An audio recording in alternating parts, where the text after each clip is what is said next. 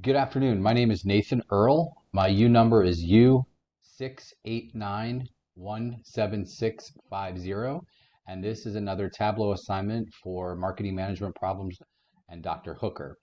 We'll begin with explaining the data set. The data set is from the government and it's a listing or a database of information around salaries and government employees' salaries provided by the federal government. And so my dashboard has four cogent insights: gross pay by gender, gross pay by zip code, gross pay by number of years being hired, and overtime pay and departure name. So gross pay by gender, we can see here, unfortunately, that there's a disparity in gross pay by gender with by almost 50%, unfortunately, with females having a gross pay of 271 roughly, and the men totaling out at 477. Moving over to gross pay by zip code, we've done a map here, and what we can see, you can see the darker colors are the higher salaries.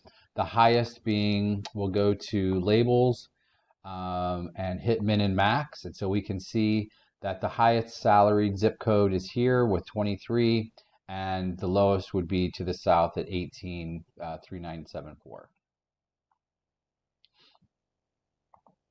Moving on, we have gross pay by number of years. And so in this one, we had to do a calculation. The calculation was the average of 27 gross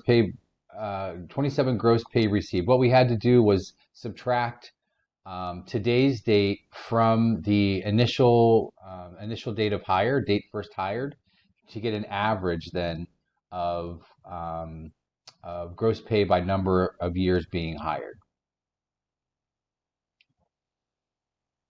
And finally, we have overtime pay and departure name.